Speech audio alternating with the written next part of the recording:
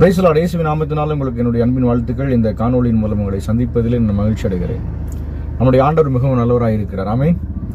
ஒன்றை குறித்த உங்களுடைய பார்வை எப்படி இருக்குன்னு கேட்டால் நீங்கள் என்ன சொல்லுவீங்க?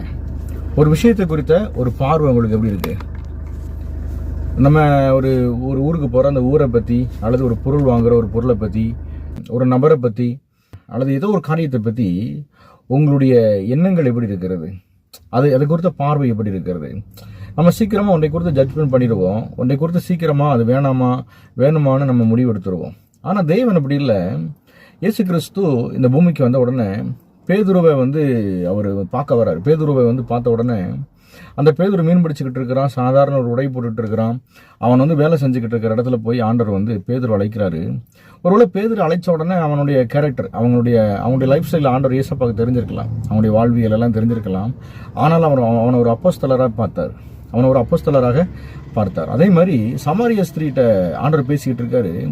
அவள் அவளுடைய வாழ்க்கையை பற்றி நமக்கு தெரியும். அவளுடைய வாழ்க்கையில் நிறைய நெகட்டிவ் இருக்கலாம். ஆனால் ஆண்டவர் அதை வச்சு அவளை பார்க்கல. அவள் மூலமா ஏன் நடக்கும் அப்படிங்கிறத ஆண்டவர் பார்த்தாரு. லேகியோன் பிசாசு பிடிச்சிருந்தான். அவனுக்குள்ள 6000க்கு அதிகமான பிசாசுகள் இருந்துச்சுன்னு நம்ம சொல்றோம். 6000 பிசாசு பிடிச்சிருந்த மனிதனை பார்க்கல, அவன் மூலமாக தெக்கப்போலி நாடெங்கும் நற்செய்தி அறிவிக்கிற வேலை இருக்கு இல்லைங்களா, அந்த வேலையை ஆண்டவர் பார்த்தார். ஆகவே ஒன்றை குறித்து நம்ம பார்க்கும்போது நம்முடைய பார்வை எப்படி இருக்குது? நம்முடைய பார்வை எப்படி இருக்கு?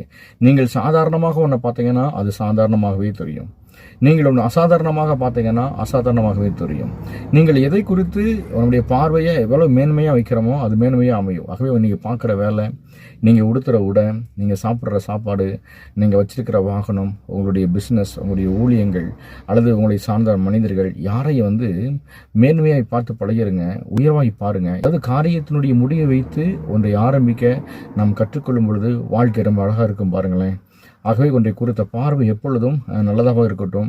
சிலவங்க சில ஊருக்கு போன அந்த ஊரை பற்றி நெகட்டிவாக சொல்லிக்கிட்டே இருப்பாங்க. சிலவங்க சில சாப்பிட்டுட்டு அந்த சாப்பாடை நெகட்டிவாக சொல்லிகிட்டே இருப்பாங்க.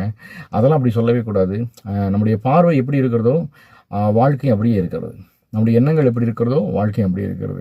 நம்முடைய நினைவுகள் எப்படி இருக்கிறதோ நம்முடைய வாழ்க்கை அப்படியே இருக்கும். ஸோ ஒன்றை குறித்த பார்வை எப்பொழுதும் நமக்கு தெளிவானதாக இருக்கட்டும். இயேசு கிறிஸ்து அந்த பூமிக்கு வரும் பொழுது எல்லாரையும் பிள்ளையாய் பார்க்கிறார். தேவனுடைய சாயலாகவே தேவன் என்னை பார்க்கிறாருன்னா அந்த பார்வை எவ்வளோ வேல்யூவாக இருக்குன்னு பாருங்களேன். நான் இயேசு கிறிஸ்துவனுடைய பிள்ளைகளாக இருக்கிறோன்னா நம்ம பிள்ளைகளாகவே அவர் பார்க்குறாரு. நம்ம இயேசு கிறிஸ்துவுக்கு சகோதரர்களாக இருக்கிறோம்னா சகோதரர்களாகவே அவர் பார்க்கிறாரு.